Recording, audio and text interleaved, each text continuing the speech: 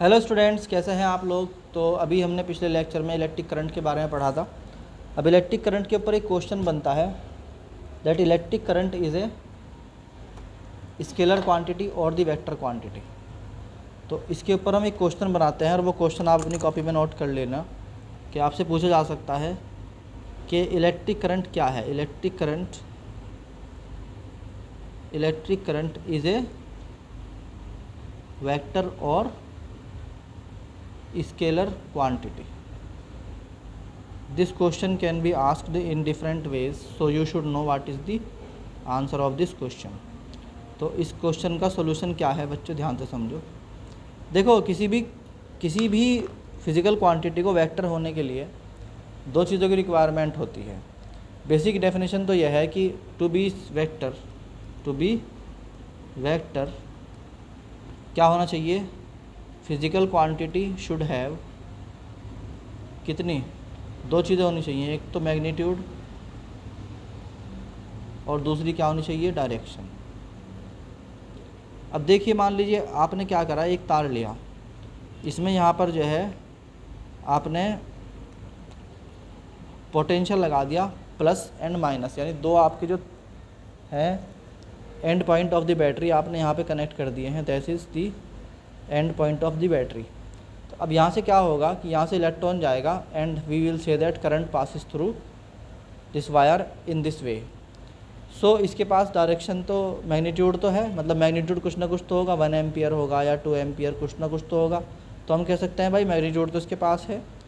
And the direction also from higher potential to lower potential. तो direction of current जो है वो क्या होती है, from higher to lower potential.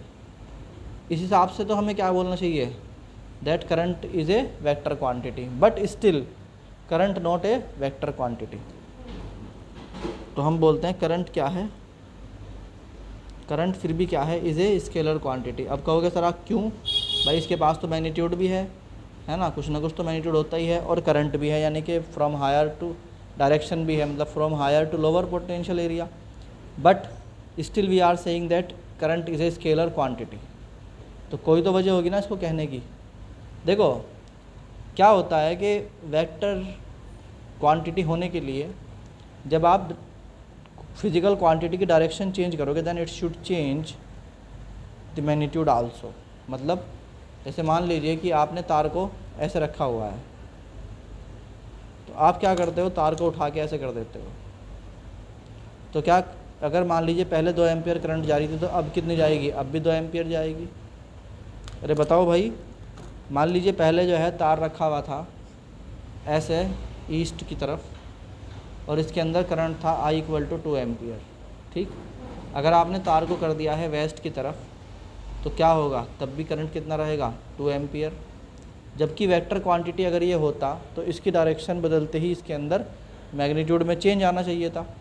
तो अभी एक बात और देख सकते हैं, मान लीजिए यहाँ पर जो है करंट है 2 एम्पियर का, आपने वायर को 45 डिग्री पे ऐसे उठा दिया, तो अब भी करंट कितने का आ रहा है, 2 एम्पियर का, जबकि कितना आना चाहिए था, I cos 45, यानी कि 45 डिग्री के अकॉर्डिंग बदल जाना चाहिए था, मगर नहीं बदल रहा।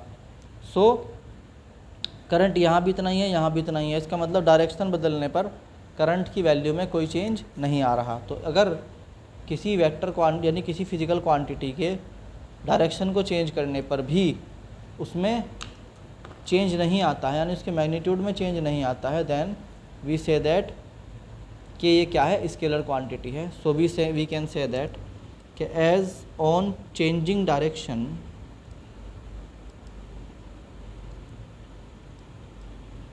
एंड शेप, और शेप चेंज करने पे क्या होता है, the value of current does not change, the value of current क्या होती है, डज नॉट चेंज। सो क्या होता है, सो करंट जो है वो क्या है, current is a scalar quantity, इसलिए ये क्या है, स्केलर क्वांटिटी है। तो ये एक बहुत ही important question for the board exam also, तो आपको इसको याद रखना चाहिए।